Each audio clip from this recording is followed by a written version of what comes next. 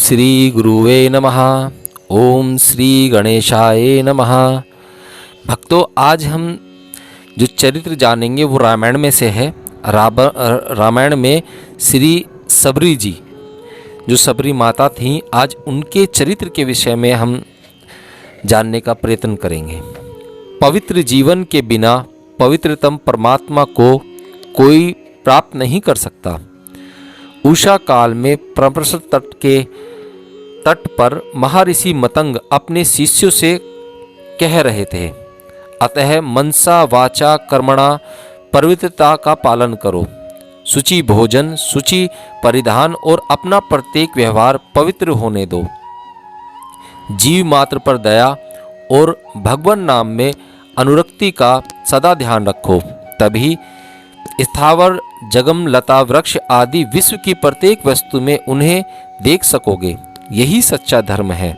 जाति कुल की बाधा से यह धर्म सदा मुक्त है। महर्षि और उनके शिष्यगण चले गए थे।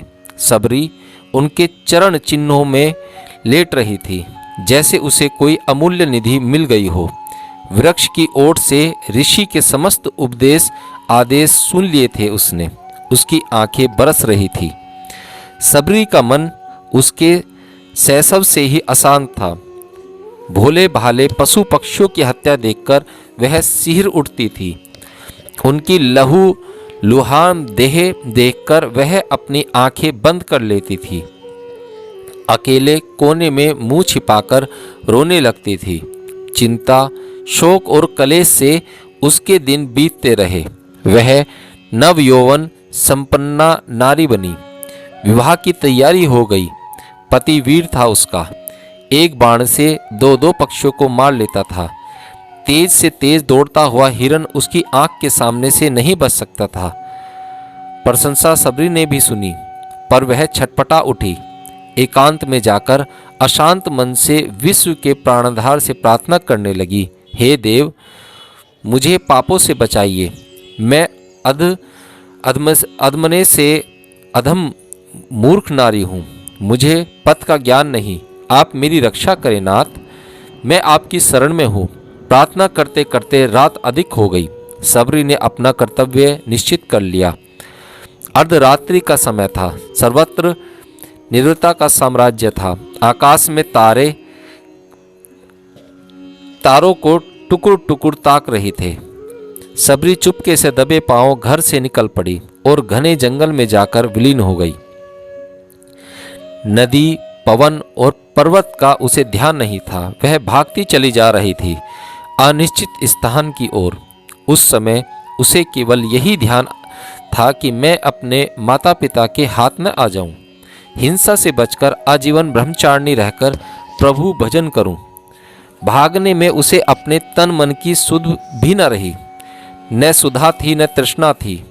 2 दिन बाद वह परंपरा पर पहुंची थी। वह थक गई थी। प्रातः हो चला था। पूर्ण क्षितिज पर अरुणा बिखर गई थी। उसी समय स्नानार्धी मृतंग ऋषि की चर्चा उसने सुन ली थी। महर्षि के दर्शन से अद्वैत प्रभाव उसके मन पर पड़ा था। अपूर्व शांति का उसे आज अनुभव हुआ था। वहीं रहने का उसने निश्चय कर लिया, पर उसके रहने से ऋषियों के तप में विघ्न पड़ेगा। इस विचार से उसने अपने रहने के लिए ऋषियों के आश्रम से दूर एक छोटी सी कुटिया बना ली।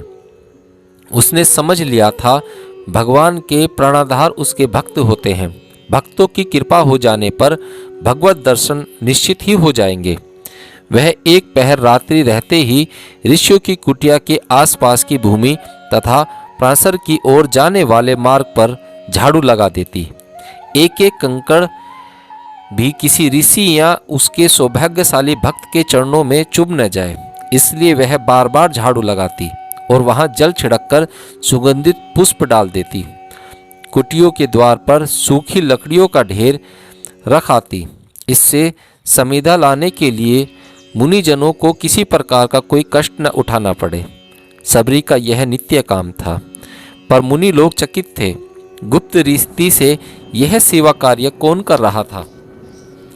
ऋषि गण कुछ तो नहीं कर पाए। ऋषियों ने पहरा दिया। सबरी पकड़ ली गई। मतंग ऋषि के सामने उपस्थित कर दिया शिष्यों ने उसे। सबरी कांप रही थी, उसमें बोलने का साहस नहीं था।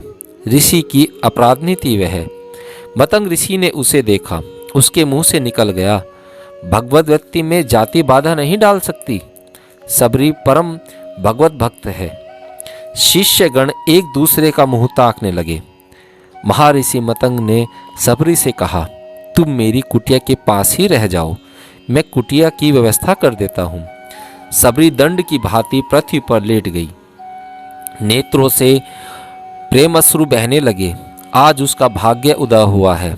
अब वह तपोधन महर्षि की सेवा खुलकर कर सकेगी। मतंग ऋषि पर अन्य ऋषिगण कुपित हो गए। अनाधिकार चेष्टा की है महर्षि ने, ये मर्यादा का उल्लंघन है। नैष्टिक तपोव्रतधारी ऋषि भगवत भक्त की महिमा नहीं समझ पा रहे थे। अधम कहीं की स्पर्श कर दिया, मुझे पुनः स्नान करना पड़ेगा। क्रोध से उन्मत्त एक ऋषि सबरी को डांटकर पुनः परंपरासर की ओर चल पड़े। सबरी ध्यान मग्न जा रही थी, उसे ऋषि का ध्यान नहीं था।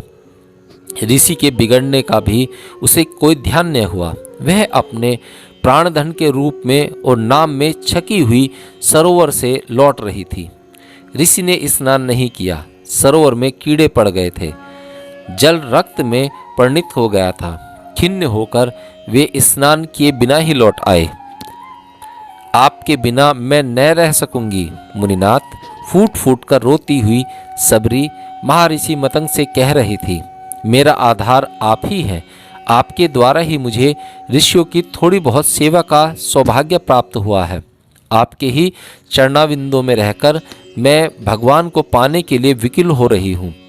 आपके बिना मैं कहीं भी न रहूँगी, परमार्थ सिद्ध भी न कर सकूँगी। देव, आपके साथ मैं भी अपना प्राण छोड़ दूंगी। प्रभु, अधीर मत हो बेटी।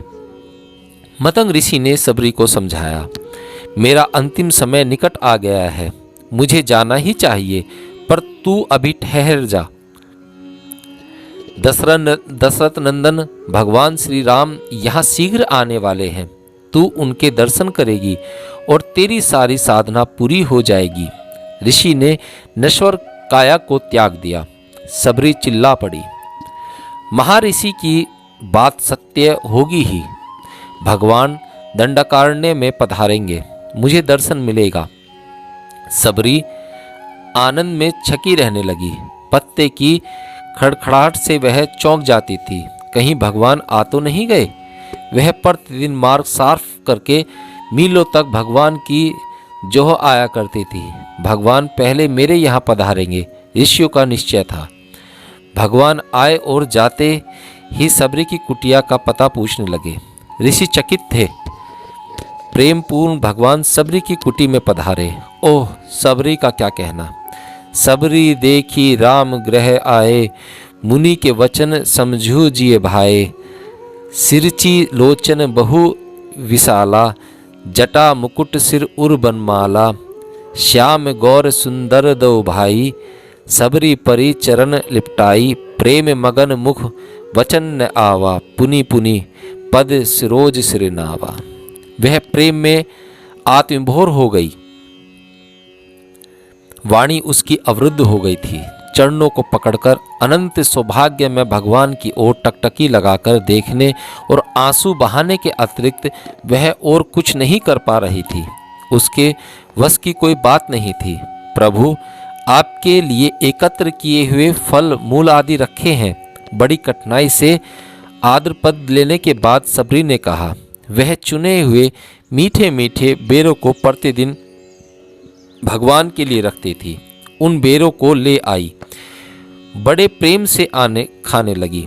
भगवान आनंद पूर्वक खाने लगे। भगवान को उन बेरों में इतना अधिक स्वाद और आनंद का अनुभव हो रहा था जैसे प्रेममयी जन्मदायिनी जननी कौशल्या जी उन्हें भोजन करा रही हो। अपनी अभिप्सा पूर्ण देखकर अत्यंत प्रसन्नता से हाथ जोड़कर वह अत्यंत प्रेम से प्रार्थना करने लगी।